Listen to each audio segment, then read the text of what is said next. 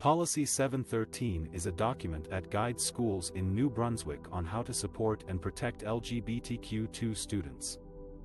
It was introduced in 2013 and covers topics such as anti-bullying, gender identity, sexual orientation, and human rights.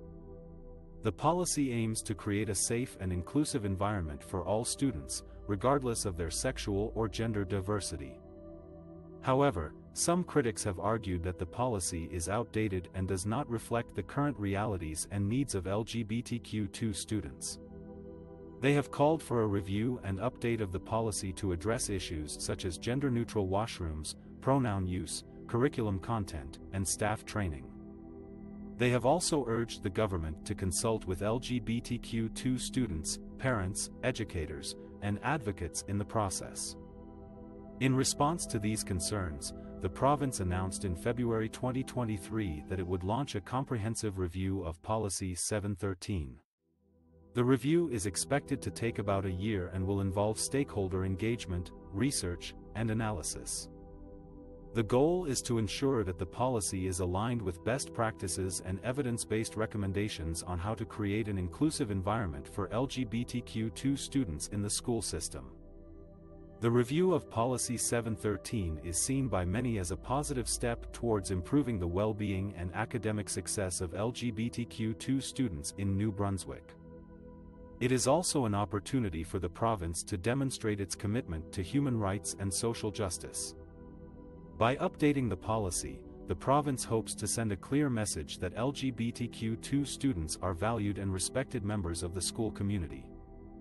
One of the most contentious aspects of Policy 713 is the provision that allows students under 16 to go by their preferred name or pronouns in the learning environment without parental consent.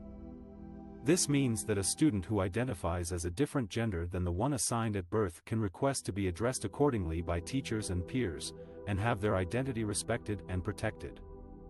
Premier Blaine Higgs has issues with this piece of the policy. He told reporters that he believes parents should have the right to know about their child's gender identity and be involved in their decisions. He said he worries about the potential consequences of keeping parents in the dark, such as mental health issues, suicide, or abuse. However, supporters of Policy 713 argue that this provision is crucial for the safety and well-being of LGBTQ2 students, especially those who may face rejection, discrimination, or violence from their families or communities. They say that forcing students to disclose their identity to their parents could put them at risk of harm or prevent them from expressing their true selves. Child and youth advocate Kelly Lamrock has called on the government to suspend the review of Policy 713 until its goals are clarified. He said the review appears to be based on only 3 complaints received by the department over the 30 months since the policy was adopted. He also said that the review could create a platform for hate and fear-mongering against vulnerable kids. Many progressive conservative MLAs have declined to comment on the review or express their views on Policy 713. However, some have said that child safety should be the overriding factor in any policy decision. They have also said that they want to hear from all stakeholders, including students, parents, teachers, and experts, before making any changes to the policy. Some government MLAs say that the safety of children should be prioritized and that not all kids come from supportive environments that could respect their gender identity. They argue that the current policy of allowing students to self-identify their gender without parental consent or involvement could expose them to harm or abuse. They also claim that some children may be confused or influenced by peer pressure and that they need guidance and support from their parents and teachers.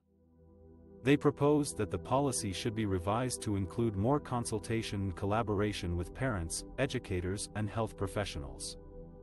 They say that this would ensure that the best interests of the children are considered and that their rights and well-being are protected.